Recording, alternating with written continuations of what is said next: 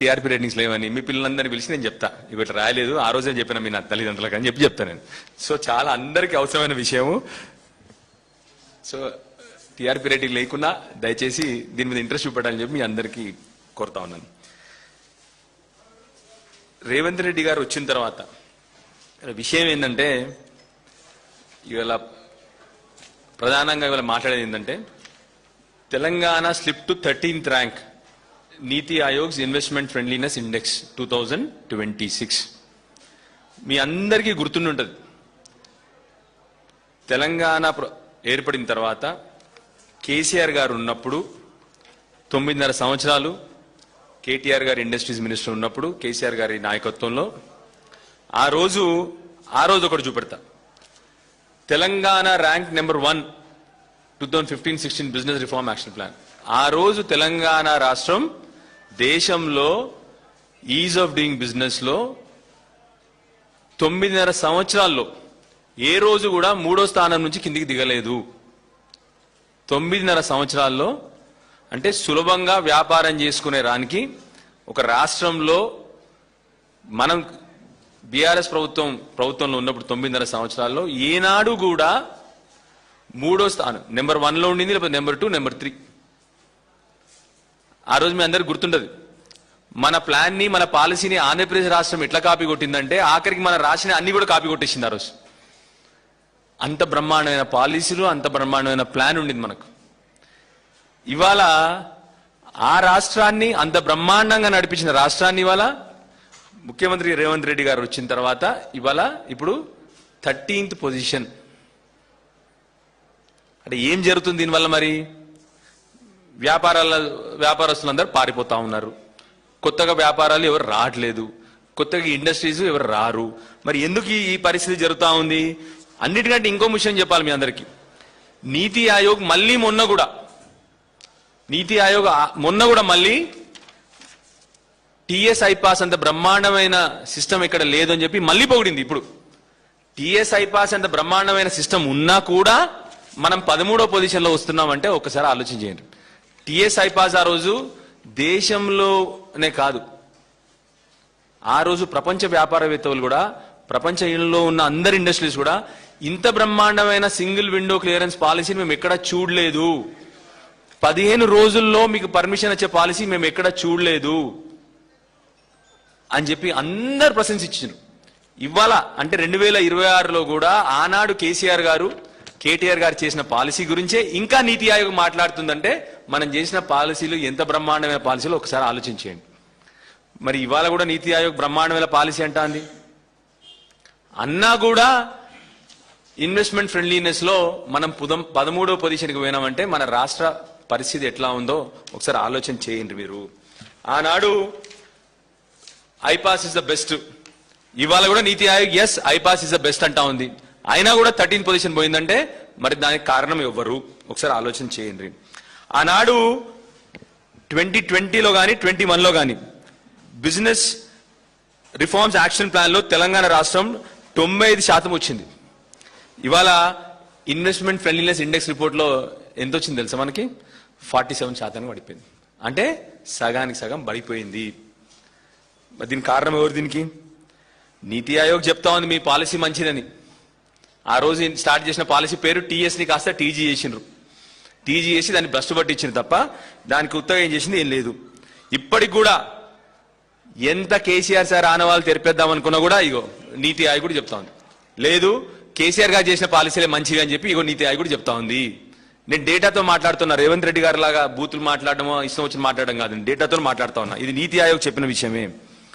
ఇంత బ్రహ్మాండమైన పాలసీ, మరి ఇంత బ్రహ్మాండమైన పాలసీ నీ చేతిలో పెడితే కూడా ఎందుకు చేయలేకపోతా ఉన్నారు మీరు? ఎందుకు పరిశ్రమలు పారిపోతా ఉన్నాయి? ఒకసారి ఆలోచన చేయమని చెప్తా ఉన్నాను. ఎందుకు అంటే మీ అందరు తెలుసు, ఆర్టిఫిషియల్ ఇంటెలిజెన్స్ సిటీ పెడతా అని చెప్పిన రేవంత్ రెడ్డి గారు. ఏం సిటీ? కృత్రిమ మేధస్సు సిటీ, ఏఐ సిటీ కడతా నేను. మాటలు కోటలు దాటుతున్నాయి కానీ చేతలు మాత్రం గడపలు కూడా దాటుతలేవు. ఏం సిటీ పెట్టినైనా? ఏఐ సిటీ కాదు, బిఐ సిటీ పెట్టింది. బిఐ సిటీ అంటే తెలుసా మీకు? బూతుల ఇంటెలిజెన్స్. లేకపోతే అనుముల ఇంటెలిజెన్స్. ఏ అంటే అనుముల ఇంటెలిజెన్స్, లేదా బిఐ అంటే బూతుల ఇంటెలిజెన్స్. ఏ సిటీ లేదు కానీ బూతుల సిటీలు వచ్చేసింది. అంతకుముందు రోజు పొద్దున న్యూస్ పేపర్లో ఏమొచ్చిందంటే కొత్త ఇండస్ట్రీ వచ్చింది, కొత్త ఐటీ ఇండస్ట్రీ వచ్చింది, కొత్త మ్యానుఫ్యాక్చరింగ్ ఇండస్ట్రీ వచ్చింది తెలంగాణ రాష్ట్రానికి అని చెప్పి మాట్లాడుకుంటారు మన దగ్గర. ఇవాళ రేపు ఏమొస్తా ఉంది, రోజు పొద్దున్న లేవగానే కొత్త బూతు. ఒక రోజేమో లాగుల తొండలు, ఇంకా మాట్లాడలేను. ఇంకొక రోజు ఇంకొక బూతు. ఈ బూతుల పురాణం నడుస్తూ ఉంది. ఎందుకు వెళ్ళిపోతా ఉన్నారు ఒక్కసారి ఆలోచించేయండి. మీరు అందరు జర్నలిస్ట్ ఉన్నారు, చిన్న ఎగ్జాంపుల్ చెప్తాం. మీ అందరు కూడా మిమ్మల్ని ఎవరో తిట్టిరు, మిమ్మల్ని మీరు అందరు ఏం చేస్తారు, యూనిటీగా తప్పకుండా ఖండిస్తారు మీరు అందరు, అవునా లేదా? ఖండిస్తారు మీరు అందరూ. లేకపోతే ఒకసారి అవసరం అయితే స్ట్రైక్ కూడా చేస్తారు మీరు, క్షమాపణ చెప్పేవారు. ఈయన ఏం చేసిండు చెప్తా మీకు. మొదట్లోనే నేషనల్ మీడియాలో ఎల్ఎన్టీ సిఎఫ్ఓని అరెస్ట్ చేస్తా. లార్సన్ అండ్ టూబ్రో అంటే దేశంలోనే అతిపెద్ద ఇండస్ట్రీ ఆర్గనైజేషన్ అది. ఆ సిఎఫ్ఓని జైలు వేస్తా అని చెప్పి నేషనల్ మీడియాలో మాట్లాడిండు. ఆ తర్వాత ఏం చేసిండు, మొన్న ఇనాగ్రేషన్ చేసిండు, అది కూడా దాంట్లో భాగమే. ఏది, మొన్న అమ్మరాజా బ్యాటరీస్ ఈ రేసులు బంద్ చేయించిండు. ఆ ఈ రేసులు బంద్ చేయించడం కాకుండా దాని మీద కేసులు ఇచ్చిండు, బోల్డెని కేసులు ఇచ్చిండు. ఇప్పుడు ఏమేం చెప్పన్నా మీ అందరికీ, దేశంలో ఉన్న ఇండస్ట్రీలు అందరూ మాట్లాడుకుంటున్నారంట. ఈయన తుగ్లకాయ అని చెప్పి మాట్లాడుకుంటున్నారంట. ఇది పిచ్చోని చేతిలో రాయిది, పొద్దున ఎడిసిరుతుడో తెలియదు మనకి. ఒకరు అరెస్ట్ చేస్తా అంటాడు, ఫార్ములా ఈ కేసులు పెడితే, ఫార్ములా ఈ రేసులు పెడితే వాళ్ళ మీద కేసులు పెట్టిండు, ఆ కంపెనీ మీద కేసులు పెట్టిండు. ఇప్పుడే చెప్పిన మీ ఎగ్జాంపుల్. ఇప్పుడు నేను తిడితే మీరు రేపు పొద్దున ప్రెస్ మీట్కి వస్తారా? సింపుల్గా అడుగుతా ఉన్నా. ఏమైనా తిడతా మిమ్మల్ని ఇష్టం వచ్చినట్టు, మీరు నా ప్రెస్ మీట్కి వస్తారా అని. Same thing is happening. ఇదో పెద్ద ఐన్స్టీన్ విద్య కాదు దీంట్లో. సింపుల్. గవర్నమెంట్ ఇండస్ట్రియలిస్టుల పట్ల భయంకరంగా వీళ్ళ మాటలు, వీళ్ళ కలెక్షన్లు, వీళ్ళ ఎక్స్టార్షన్లు ఇవన్నీ చేస్తున్నారు కాబట్టి అందరూ రావడం బంద్ అయిపోయింది. సింపుల్గా వీళ్ళ పెద్ద ఆలోచించిన అవసరం లేదు. రియల్ ఎస్టేట్ కుదేలైపోయింది, వ్యవసాయం కుదేలైపోయింది. ఎవరన్నా మరి వ్యవసాయానికి నీళ్ళు కావాలంటే రక్తం పారించండి అంటుండు. ఏమవుతుంది, ఆటోమేటిక్గా అన్ని కుదేలైపోతా ఉన్నాయి. ఇప్పటికి కూడా ఆయన తగ్గింత నడుస్తుందంటే ఆ రోజు కేసీఆర్ గారు, కేటీఆర్ గారు చేసిన పనుల వల్లనే ఇప్పటి వరకు ఇంతవరకు వచ్చింది. ఎంత దారుణం చెప్తాం మీ అందరికీ. ఇది టిఎస్ ఐపాస్ డాష్ బోర్డ్. ఇది ఫస్ట్ వీళ్ళు మన గవర్నమెంట్ ఇచ్చినప్పుడు 2014-15లో నెంబర్ ఆఫ్ ఇండస్ట్రీస్ 174 వచ్చినాయి. ఆ తర్వాత కష్టపడి మనం 3000 ఇండస్ట్రీలు, సంవత్సరానికి 4000 ఇండస్ట్రీలు. మళ్ళీ మీరు చూడండి 24-25 2000 ఇండస్ట్రీలు అంతే. 25-26 1000 పడిపోయింది. ఎట్లయితే ఇచ్చిండ్రో మనం పెంచినాం, మళ్ళీ వీళ్ళు దించడంలో. అన్నిటికంటే దారుణమైన విషయం చెప్పన్నా మీకు ఇప్పుడు ఇది దొరకదు. మీకు తీసేసారు డాష్ బోర్డ్లోకి వెళ్ళి. ప్రశ్నిస్తున్నారు బీఆర్ఎస్ వాళ్ళు అని చెప్పేసి ఇది తీసి పడేసారు ఇవాళ. అంత దారుణమైన పరిస్థితిలో ఈ గవర్నమెంట్ నడుస్తూ ఉంది. ఆనాడు కేటీఆర్ గారు ఉన్నప్పుడు, కేసీఆర్ గారి నాయకత్వంలో 26 లక్షల ఉద్యోగాలు క్రియేట్ చేసినాం మనం. ఎట్లనో చెప్తాం మీ అందరికీ. కేవలం ఐటీ ఇండస్ట్రీలో 3 లక్షల నుంచి 9,47,000 ఉద్యోగాలకి తీసుకుపోయిన వారు. ఇంత డేటా ఉంది. 3 లక్షల నుంచి 9,40,000 వరకు. ప్రైవేట్ ఉద్యోగాలు 18,29,000 ప్రైవేట్ ఉద్యోగాలు క్రియేట్ చేసినాం. దేని ద్వారా, ఈ టీఎస్ ఐపాస్ తర్వాత. ఆ తర్వాత గవర్నమెంట్ ఉద్యోగాలు 2,10,000. అంటే మొత్తం 26 లక్షల ఉద్యోగాలు 9.5 సంవత్సరాల్లో మేము సృష్టించినాం. మరి వీళ్ళు వచ్చినాక ఏమైంది? చిన్న ఉదాహరణ మీకు నేను చెప్తా. నేను చెప్పిన మాట కాదు ఇది.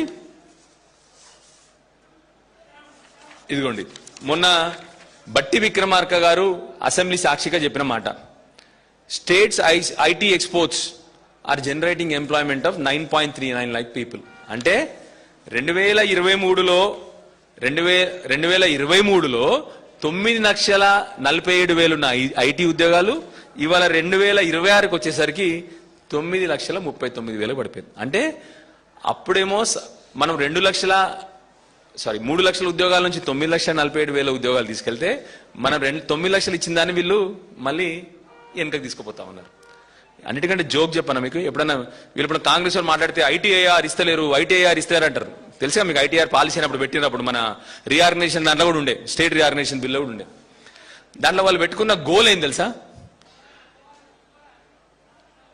మన రాష్ట్ర ఐటీ ఎక్స్పోర్ట్స్ 2030కి 2 లక్షల కోట్లు దాటాలని చెప్పి వాళ్ళు పెట్టుకున్న అప్పుడు గోల్. దానిలో 2030 వరకు 2 లక్షల కోట్లు దాటాలని చెప్పేసి వాళ్ళు పెట్టుకున్న గోల్. మనం ఎప్పుడు దాటాం తెలుసా? 2021లో దాటిపోయినాం మనం, కేటీఆర్ గారి నాయకత్వంలో 2021లో దాటినాం.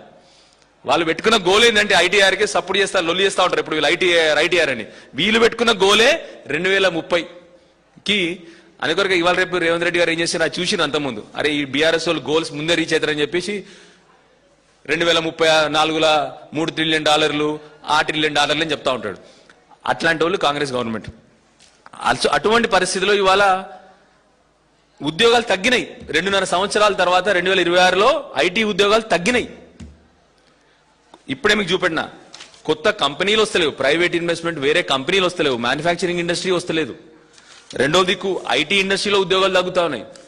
మీరు ఐటీ ఉద్యోగం అంటే ఒక ఉద్యోగం అంటే జనరల్లీ చెప్తా ఉన్నాను మీకు, ఒక్క ఐటీ ఉద్యోగం వస్తే పరోక్షంగా 5 నుంచి 6 ఉద్యోగాలు పోయినట్టే. పోతే ఒక్క ఐటీ ఉద్యోగం చుట్టూ ఒక హోటలో, ఒక రెస్టారెంటో, ఒక హాస్పిటల్ ఇవన్నీ కలిపితే జనరల్లీ ఒక ఐటీ ఉద్యోగం చుట్టూ 5 నుంచి 6 పరోక్షమైన ఇండైరెక్ట్ ఉద్యోగాలు వస్తాయి. అట్లాంటిది ఇవాళ వీళ్ళు వచ్చిన తర్వాత ఆల్రెడీ 2 సంవత్సరాల్లో ఉద్యోగం యాడ్ అవ్వడం కాదు, ఉద్యోగాలు తగ్గుతా ఉన్నాయి. అది పరిస్థితి. ఎట్లా ఉంటాయి ఇగో చూడండి. ఇవాళ ఇప్పుడు న్యూస్ పేపర్లో ఏమొస్తుంది చూడండి.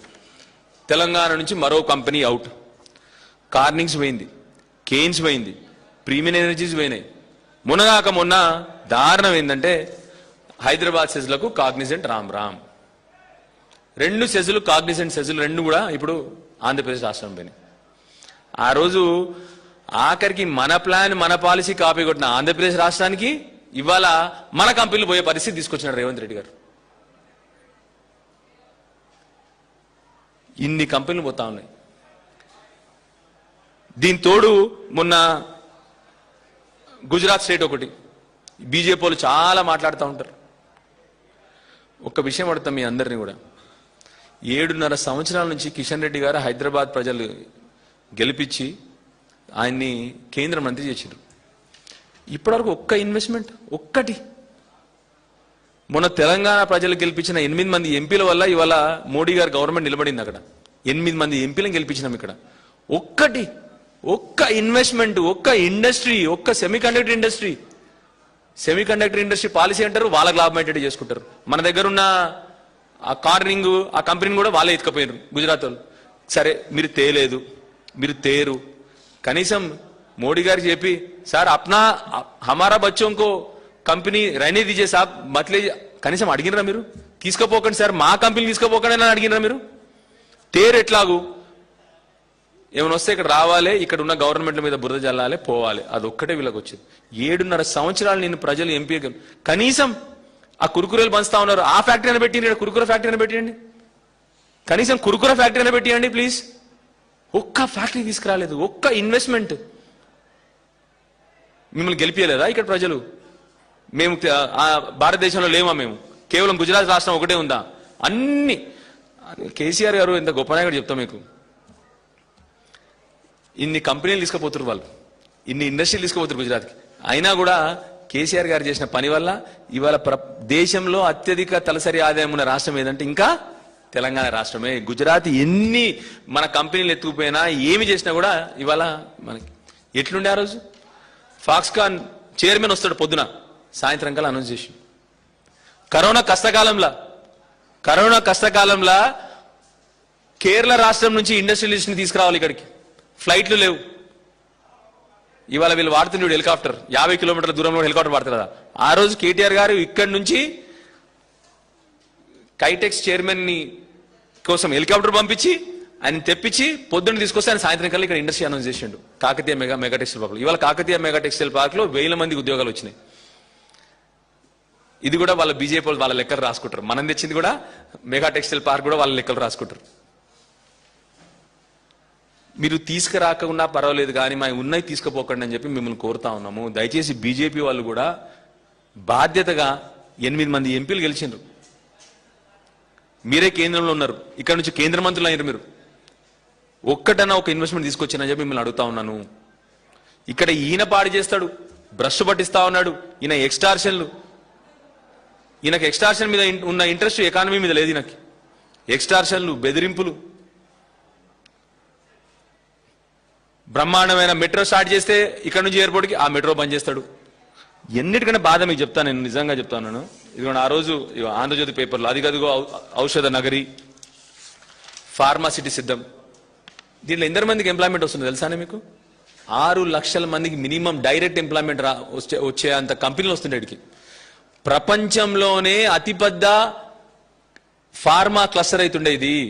ప్రపంచంలోనే అతిపెద్ద ఫార్మా క్లస్టర్ అవుతుండే. ఇవాళ చైనా అభివృద్ధి చెందిందంటే ఎందుకు అనుకున్నారు? ఒక చోటనే ఒక పెద్ద పెద్ద క్లస్టర్లు ఉంటాయి. ఫార్మా సిటీ బంద్, నేను ఫార్మా విలేజెస్ పెడతా అని చెప్పిండు 9. గుర్తుందా మీ అందరికీ? మర్చిపోయినరా? దయచేసి ఒక్కదానికి పర్మిషన్కి అప్లై చేసినా మేము రాజకీయాల నుంచి వెళ్ళిపోతాం. ఇప్పటి వరకు కనీసం ఒక్కటి కూడా, కనీసం అప్లికేషన్ కూడా పెట్టలేను. ఎన్వైరన్మెంట్ క్లియరెన్స్ లేవు. ఒక్క ఫార్మా సిటీ రావాలన్నా, ఫార్మా క్లస్టర్ రావాలన్నా దీని వెనకాల ఉండే తతంగం ఒక 3-4 సంవత్సరాలు పడుతుంది. ఎందుకంటే ఎన్వైరన్మెంట్ క్లియరెన్స్ తీసుకోవాలి, ఎన్జిటి క్లియరెన్స్ తీసుకోవాలి, పొల్యూషన్ బోర్డు క్లియరెన్స్లు తీసుకోవాలి, బోలెడన్ని పనులు ఉంటాయి. అంత బ్రహ్మాండంగా చేసి పర్మిషన్లు అన్ని తీసుకొస్తే దాన్ని బ్రష్ పట్టించి ఇవాళ రియల్ ఎస్టేట్ బిజినెస్ చేస్తా ఉన్నాడు ఈయన. అటు గవర్నమెంట్ ఉద్యోగాలు రావు ఇవాళ. ఇప్పుడే చెప్పిన మేమున్నప్పుడు 26 లక్షలు మొత్తం గవర్నమెంట్ ఉద్యోగాలు, ప్రైవేట్ ఉద్యోగాలు, టీఎస్ ఐపాస్ ద్వారా. ఇవాళ ఈయన వచ్చిన తర్వాత ఇవాళ ఇక అన్నిటికంటే దారుణమైన ముచ్చట చెప్తా మీకు. మీరు నిన్న మొన్న చూస్తున్నారు, మోడీ గారు అదే మాట్లాడుతున్నారు, స్కై రూట్. అక్కడ ఉన్న లోకేష్ గారు స్కై రూట్ గురించే మాట్లాడుతూ ఉన్నారు. స్కై రూట్ కంపెనీ అర్థమైంది కదా మీకు? భారతదేశంలో ఫస్ట్ టైం ఒక ప్రైవేట్ రాకెట్ అంతరిక్షంలోకి లాంచ్ చేసిన కంపెనీ స్కై రూట్. ఎక్కడ స్టార్ట్ అయిన స్కై రూట్? టీ హబ్ లో ఇంక్యుబేషన్ చేయబడింది. ఆ కంపెనీ విలువ తెలిసి ఇవాళ 10,000 కోట్లు. ఈ ముఖ్యమంత్రి స్కై రూట్ కంపెనీ గురించి కూడా మాట్లాడతలేడు. అది ఈయన ఇంట్రెస్ట్. అంత బ్రహ్మాండమైన కంపెనీ ఆ రోజు కేటీఆర్ గారు హ్యాండ్ హోల్డింగ్ చెయ్యి పట్టుకొని వాళ్ళ ఇంక్యుబేషన్ చేపించి వాళ్ళకు ఇన్వెస్ట్మెంట్ తెప్పించి అన్ని చేస్తే ఇవాళ దేశంలోనే నెంబర్ 1 10,000 కోట్ల రూపాయల కంపెనీ అయింది స్కై రూట్ కంపెనీ. ఎక్కడ లాంచ్ అయింది ఆ కంపెనీ మీకు గుర్తుందా? ఎక్కడ ఇంక్యుబేట్ అయింది? టీ హబ్ లో ఇంక్యుబేట్ అయింది. ప్రభుత్వ కార్యాలయకు మారిన టీ హబ్. ఈయన వచ్చినాక గది ఉంటుందా? అని ఇంకెవరికైనా ఇంట్రెస్ట్ ఈ రాష్ట్రంకి రావాలని చెప్పేసి చాయ్ దుకాణాలకు ఇచ్చేసిండు టీ హబ్ని. సరే, మేము గొడవ పెట్టో లొల్లి చేసో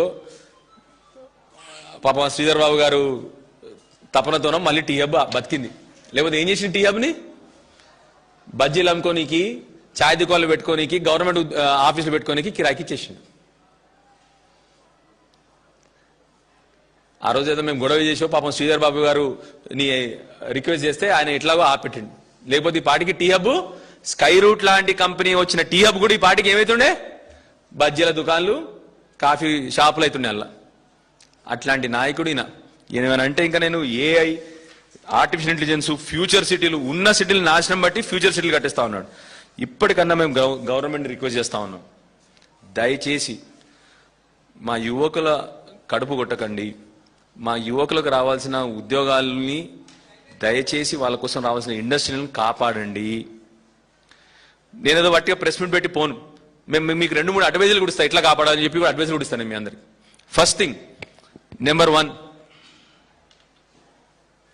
శ్రీధర్ బాబు గారికి మీరు IT minister, industries minister, Revanth Reddy గారితో నా రిక్వెస్ట్, శ్రీధర్ బాబు గారికి మీ ఇన్వాల్వ్మెంట్ లేకుండా డైరెక్ట్గా ఆయనకు అప్పచెప్పండి ఐటీ ఇండస్ట్రీస్. ఆయన ఏదో తపన పడతాడు ఆయన. ఎందుకంటే అందరు మాట్లాడుకుంటున్నారు అన్ని చోట్ల. మీరే ఆఫ్ ద రికార్డ్ కూడా చిన్న ముచ్చట చెప్తా. ఎందుకు ఇట్లా పాడు చేస్తా ఉన్నారే ఐటీ ఇండస్ట్రీస్ని, వదిలేరాదు శ్రీధర్ బాబు కంటే ఆయన పక్కన ఉన్న మనిషి చెప్పిండు అతను. ఇది ఆఫ్ ద రికార్డు, ఎవరు పేరు మెన్షన్ చేయకండి. ఏమని చెప్పిండంటే, ఈయనకు ఒక షోకు పట్టుకుంది, నేను కూడా కేటీఆర్ లెక్క బిజినెస్ ఐటీ ఇండస్ట్రీని చేయగలుగుతానని షోకు పట్టుకుంది, అందుకొరకు అన్నింటిలో ఏలు పెడతాడని చెప్పి చెప్తాను. దయచేసి మీ షోకుల కోసం కాదు ప్రభుత్వము. మీరు ఆ రోజు తెలంగాణ ఉద్యమాన్ని మోసం చేసినా కూడా ప్రజలు మా తెలంగాణ అమాయక ప్రజలు మీకు ముఖ్యమంత్రి పదవి కట్టబెట్టినరు. దయచేసి ఇప్పటికన్నా ప్రజలను మోసం చేయకండి, మా యువకులను మోసం చేయకండి. రెండోది, ఒకటి ఇప్పుడు శ్రీధర్ బాబు గారికి ఐటీ ఇండస్ట్రీ మినిస్టర్ అప్పచెప్పండి, మీరు ఇన్వాల్వ్ కాకండి. రెండోది, మీ దండుపాలెం బ్యాచ్ని ఆగడాలని ఆపండి, వాళ్ళు చేస్తున్న అరాచకాలను ఆపండి, వాళ్ళు చేస్తున్న ఎక్స్టార్షన్ ఆపండి, గన్నులు పెట్టి బెదిరించే సంస్కృతిని బంద్ చేయండి మీరు ఇప్పటికన్నా. అరే బీహార్ ఉత్తరప్రదేశ్లో విన్న మాటలకి తెలంగాణలో వింటున్నాం గన్నులు పెడతారని చెప్పేసి. నేను చెప్పిన మాట కాదు, మంత్రి గారు కూతురు, మీ క్యాబినెట్లో ఉన్న మంత్రి గారు చెప్పిన మాటలే నేను చెప్తా ఉన్నాను మీ అందరికీ. రెండోది, మూడోది, దయచేసి మీ నోట్లో నుంచి వస్తున్న మాటలు జాగ్రత్త పడండి. రాష్ట్రం ముఖ్యము. మీ అహంకారం కోసమో, మీ ఆగడాల కోసమో, మీ అహం కోసమో రాష్ట్రాన్ని దెబ్బతీయకండి అని చెప్పేసి రేవంత్ రెడ్డి గారిని మళ్ళొకసారి విన్నవించుకుంటా ఉన్నాను. దయచేసి ఇప్పటికన్నా మా ఉద్యోగుల పట్ల మీరు కానీ మోసం, ఇదే విధంగా మోసం, గవర్నమెంట్ ఉద్యోగాలు ఇస్తలేరు, వచ్చే ప్రైవేట్ ఉద్యోగాలు పోతా ఉన్నాయి.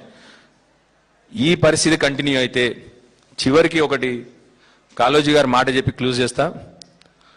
కాళోజీ గారు చెప్పిండ్రు, మా బిడ్డలకు మోసం చేస్తే మాత్రం ప్రాంతీయ వాడైతే పొలిమేర వరకు తరమేస్తాము, ప్రాంతం వాడైతే ఇక్కడనే పాతి పెడతామని మీకు కూడా చెప్పుకుంటూ థ్యాంక్ యూ.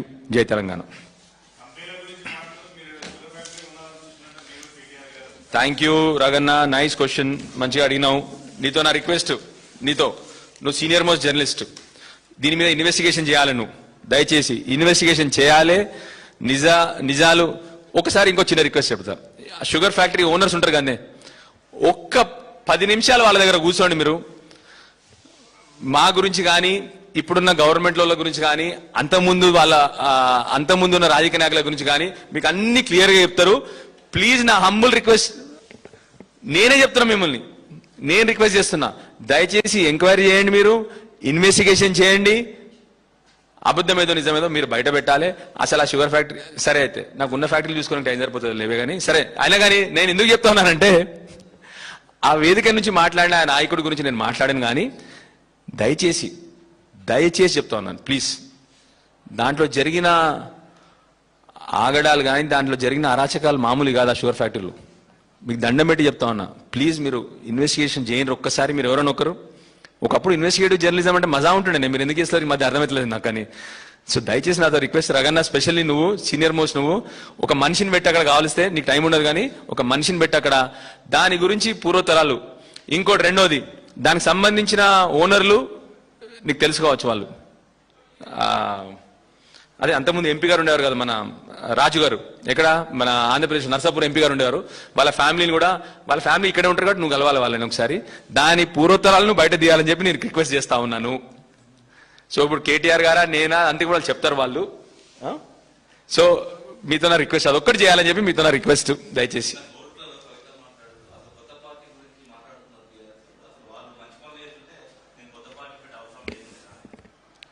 వద్దే నువ్వు ఇదిగోవే, ఇవాళ ప్రజలందరూ కూడా మీరు ఎక్కడ పోతే అక్కడ ఇండస్ట్రీ కానీ, వ్యవసాయం కానీ, రియల్ ఎస్టేట్ కానీ, ఫీ రియంబర్స్మెంట్ కానీ, విద్యార్థులు కానీ,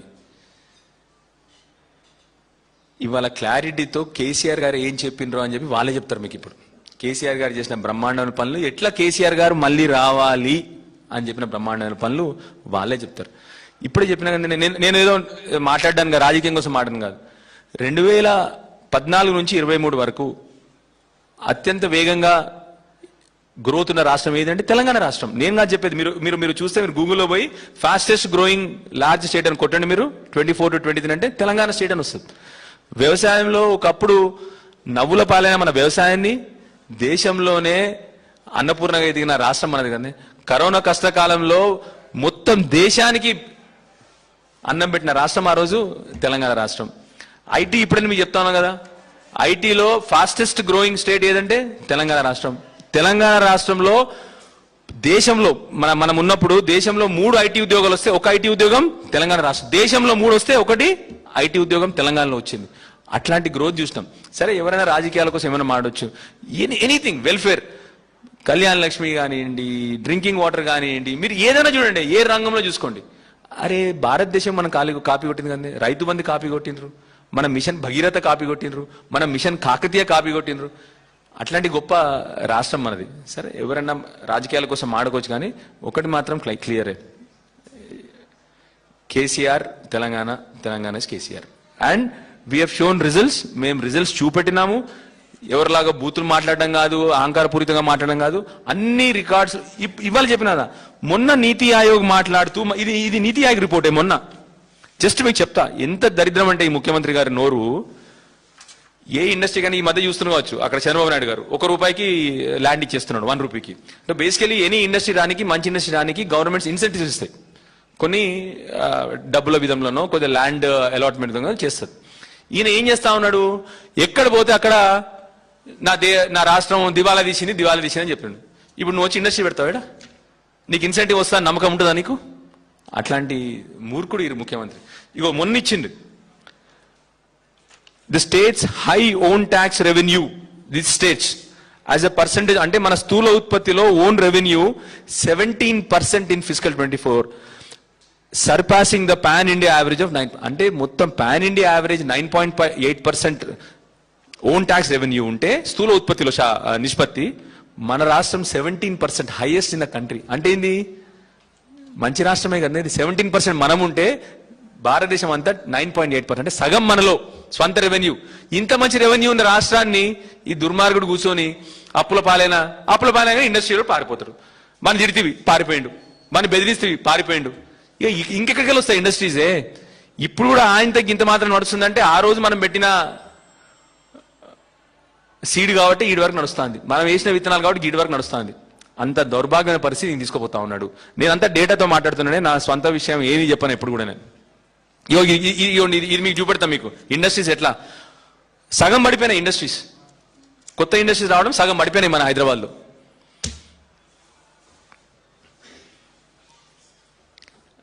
and I hope finally Raganna investigation చేయాలి ప్లీజ్. నా రిక్వెస్ట్, అది నా హంబుల్ రిక్వెస్ట్. నీతోని ఈ బురద జల్లిపోవడం ఇదే రాజకీయాలు. వాళ్ళు మనిషి మారరు. మంచి చేద్దాం ప్రజలకి ఏం చేస్తాం చెప్పే రాజకీయ నాయకులు తక్కువైపోయినారు ఇవాళ రేపు. బట్ ఈ బురద జల్లాలే పోవాలి. So anyways thank you. ఇంకేమైనా ఉన్నాయనే క్వశ్చన్స్? Thank you. గట్టిగా అడుగు.